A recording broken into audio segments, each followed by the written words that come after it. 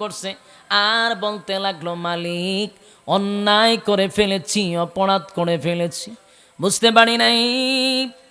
একটা দুইটা দিন নয় গো, 40টা বছর আপনার পাঠানো পয়গম্বর আমাদেরকে দাওয়াত দিল, আমাদের দাঁড়ে দাঁড়ে ঘুরলো, আমাদের কাছে এসে কালেমার দাওয়াত দিল, মানলাম না।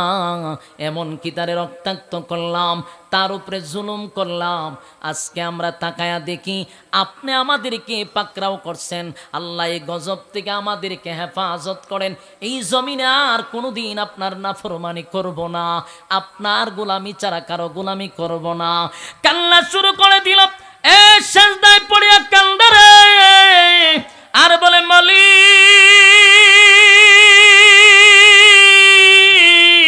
অন্যায় করছি, অপরাধ করছি, নিজের মাথায় তো নিজে কুড়াল মারছি, পয়গম্বরের কথা শুনি নাই, পয়গম্বরকে লাঞ্ছিত করছি।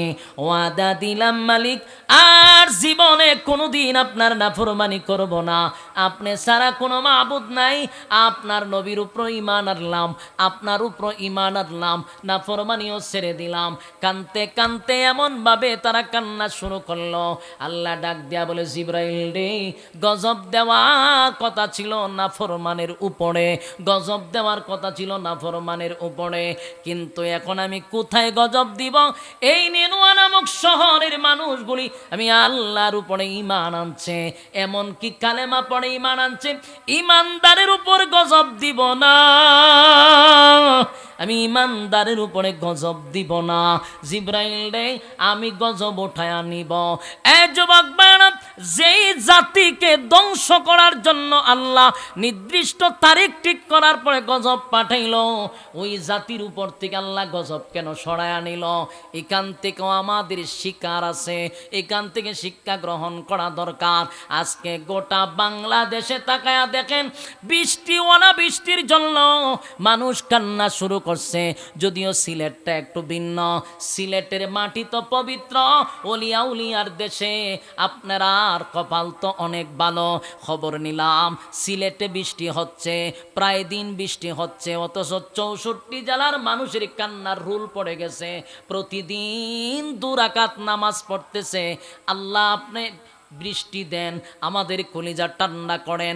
অনাবৃষ্টির কারণে পশু পাঙ্কিরা পর্যন্ত, পশুরা পর্যন্ত, আমাদের পাপের কারণে পশুরা পর্যন্ত কষ্ট পাচ্ছে, বৃষ্টি হচ্ছে না।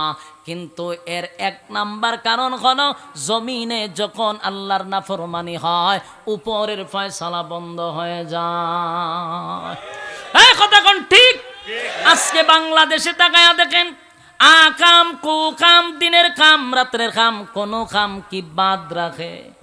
কথা কন্যা দি, কত আকাম কোকামের পিএইচডি আমার সোনার বাংলাদেশে চলে, এগুলা তো আমরা জানি।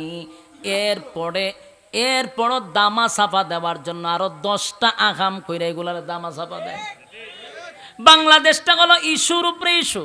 কিসের উপরে? ইস্যুর উপরে ইস্যু। একটা যখন ধরা খায়, এটারে ডাকার জন্য আরো 10টা ইস্যু তৈরি করা হয়।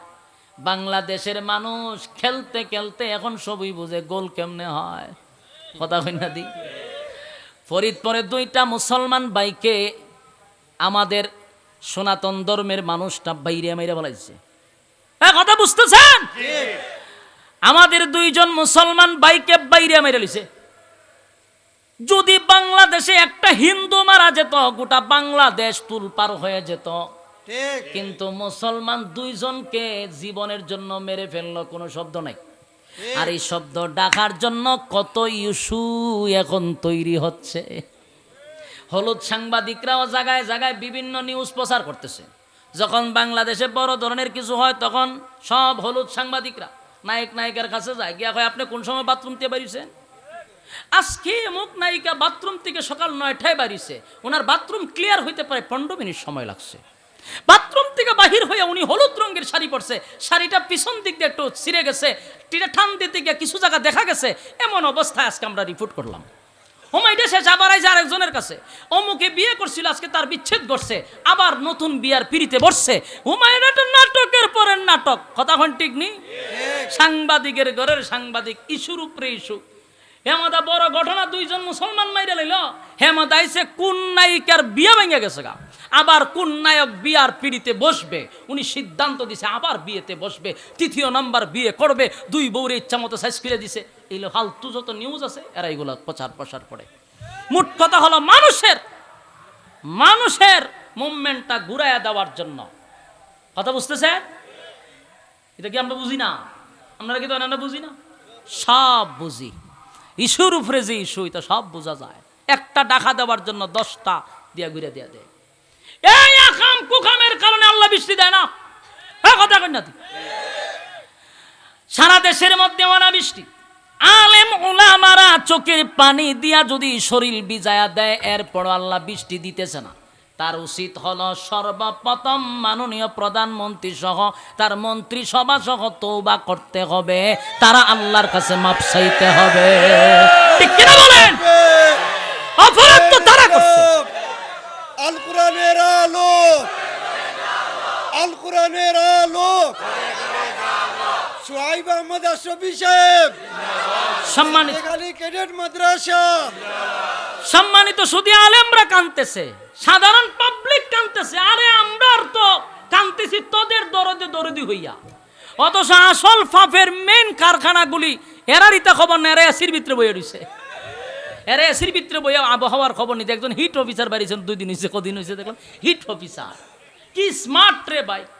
তাই আইয়া কয় ছাতা লইয়া বাড়িতেই গো, আইয়া কয় তে পাতলা খাবার পড়তে হবে, মোটা খাবার ভরণ যেত না, ছাতা লইয়া বাড়িতেই বার, পানি ঠান্ডা খাওয়ান যেত না। ওতা আমরা শিখায় এখন। তাই ইতা জাতির সাথে একটা তামাশা চলতেছে না?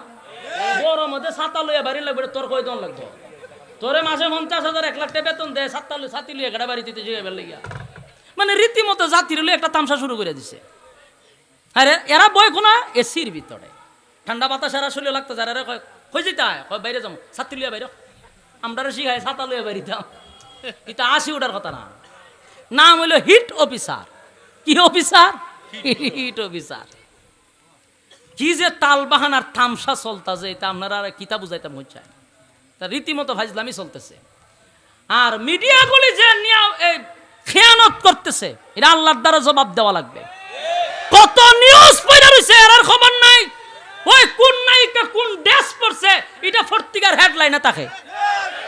বাংলাদেশে কত সমস্যায় জর্জরিত, ইটা নিউজ হয় না হেডলাইনে। হেডলাইনে নিউজ হয় ওই নায়িকার বিয়া ভাঙছে, তোরা লজ্জা করে না? এক একটার বিয়া হয় 5টা 6টা। ইটা বিয়া 2 মাস 3 মাস ঠিকানা, এটা বিয়া ছুটে আজ ধরে। খেড়ায় বিয়া করে, খেড়ায় বাচ্চা জন্ম দেয়, কোনো খবরই তো পাওয়া যায় না। ইটা তাকে পত্রিকার হেডলাইনের প্রথম নিউজ। বাংলাদেশের সমস্যার অভাব নাই, এটা ফাজলামি চলতেছে। আর আল্লাহ রাগান্বিত হইয়া বৃষ্টি বন্ধ করছে।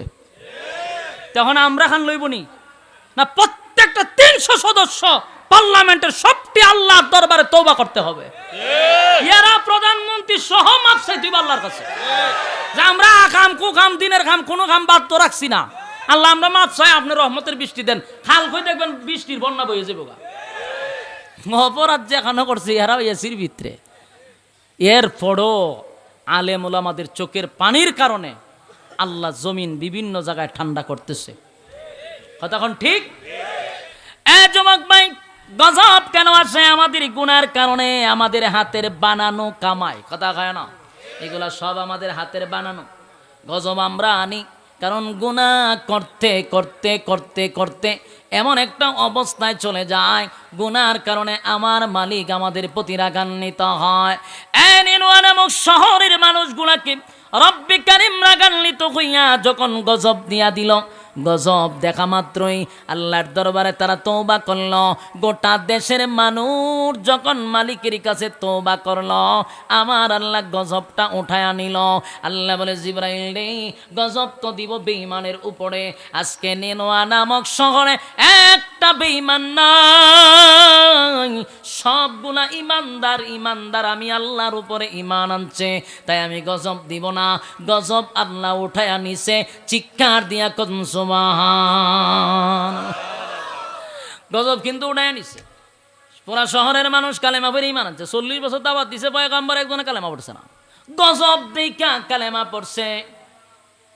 এবার আসুন ঘটনা। ওয়াজান্নুন আল্লাহ বলেন মাছওয়ালার ঘটনা বর্ণনা করতেছি, তোমরা তা শোনো।